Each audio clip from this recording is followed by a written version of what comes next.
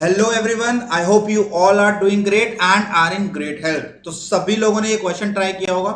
आज हम क्या कर रहे हैं यार? आज हम ये कर रहे हैं कि यार फॉल्टी वेट्स के क्वेश्चन डिस्कस कर रहे हैं। सर ये क्वेश्चन क्यों डिस्कस कर रहे हैं? क्योंकि फॉल्टी वेट्स को लेकर के कहीं ना कहीं एक मिथ बना हुआ है। और ये मिथ क्या है? ये मिथ ये है कि यार फॉल्टी वेट्स के क्वेश्चन ना होते नहीं है। सर इतना पानी मिला दिया, इतना हमने मिल्क के अंदर में पानी मिलाया, इतना प्राइस इंक्रीज कर दिया या कुछ और कर दिया।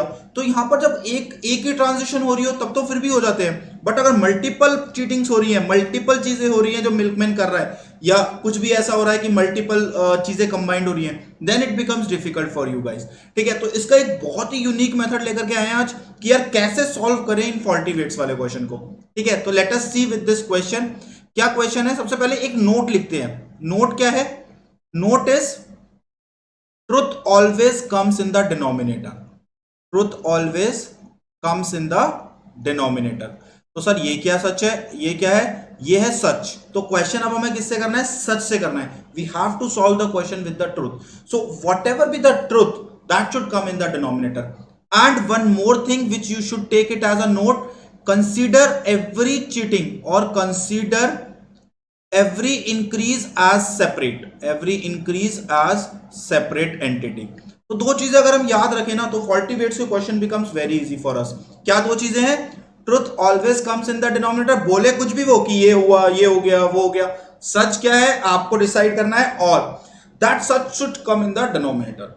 ठीक है, कंसिडर एवरी चीटिंग और you can say every increase as the separate. और फिर उसके बाद में क्या करना है? सक्सेसिव लगा दो। क्या लगा दे सर? सक्सेसिव लगा दो उसके ऊपर। देखते हैं एक बार। A milkman uses a false vessel which contains 800 ml instead of 1 litre. बस यहां पर ही रुक जाएंगे क्वेश्चन के अंदर। 800 ml ले रहा है इंस्टेड ऑफ 1 लीटर। तो अब जल्दी से बताओ, इस फर्स्ट चीटिंग को करने से how much percent rich the milkman has become. So अब आप देखो सच क्या है? सच should come in the denominator, truth should always be in the denominator. And सच क्या है यहाँ पे? कि वो 800 ml दे रहा है। मैं अगर कस्टमर हूं तो मुझे पता है मुझे 1 लीटर मिल रहा है, बट एक्चुअल में तो क्या हो रहा है? 800 ml दे रहा है। तो उसका खर्चा कितने का होगा? 800 ml का। तो डिनोमिनेटर में वो आएगा जो उसका एक्चुअल खर्चा हो रहा है मिल्कमैन का। तो एक्चुअल खर्चा कितना हो रहा है? 800 ml। न्यूमरेटर में क्या आएगा? न्यूमरेटर की कोई कंफ्यूजन नहीं है, बड़े में से छोटी वैल्यू माइनस करो। तो 1000 माइनस 800 इज 200। तो न्यूमरेटर में तो कोई कंफ्यूजन ही नहीं होता, ऑब्वियसली 200 का उसको फायदा हो रहा है। तो न्यूमरेटर में क्या आएगा? बड़ी में से छोटी वैल्यू माइनस कर दो। डिनोमिनेटर में क्या आएगा? ये इंपॉर्टेंट है, क्या आएगा? सच। और अगर मैं 800 ml दे रहा हूं, मैंने वेसल को 800 ml ही आता है उसके अंदर, तो मेरा खर्चा 800 का होगा क्योंकि मैं मार्केट से 800 ही लेके आऊंगा। And for percentage we have to multiply by 100। तो how much it should be? 25%। तो अब मैं इंडिविजुअल ट्रीट करूंगा हर एक चीटिंग को या हर एक इंक्रीज को। तो मैंने क्या किया? फर्स्ट चीटिंग क्या करी? मैं कम दे रहा हूं, I am giving the less quantity. And for that how much percent I am getting rich? 25% rich I am getting. ठीक है, नाउ चीटिंग के ऊपर I am doing cheating, that is called as successive cheating. What is that? I further adulterate milk with 20% water. और अगर मैं 20% water मिला रहा हूं तो प्राइस कितना बढ़ेगा? 20% बढ़ेगा। Consider this as a separate increase. ठीक है, and then if he promises to sell the milk at not his cost price, sorry, at 10% above the cost price, that was the question given to you, 10% above the cost price। ठीक है, that was the question given to you। if he promises to sell the milk, अगर ऐसा होता कि if he promises to sell the milk at his cost price, तो यहां पर सिर्फ इन दो चीटिंग में सक्सेसिव लगाते। बट अभी क्वेश्चन क्या है जो आपको दिया गया है? if he promises to sell the milk at 10% above the cost price। ठीक है, तो फाइंड इज ओवरऑल प्रॉफिट। तो अगर प्राइस को 10% इंक्रीज कर दिया तो there is one more increase of 10%।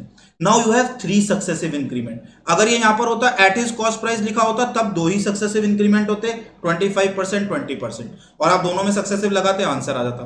पर अभी क्या है? 3 है, तो 3 के लिए हम सक्सेसिव में क्या पढ़ा है हमने परसेंटेज में?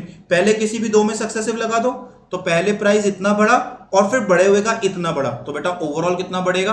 25 plus 20 plus 25 into 20 divided by 100। I hope सभी को सक्सेसिव का फॉर्मूला याद है। ठीक है, it is going to be 50%। अब इस इंक्रीज के ऊपर 10% का इंक्रीज और हो रहा है, तो क्या करेंगे? जो भी रिजल्टेंट आंसर आया है और इस पे फिर से सक्सेसिव लगा देंगे। तो answer would be 50 plus 10 plus 50 into 10 divided by 100। How much it should B? 65%। So overall कितना परसेंट का फायदा होगा उसको? 65% का। Once again, let me summarize the whole thing for you. What needs to be done? Keep two things in mind. What are those two things?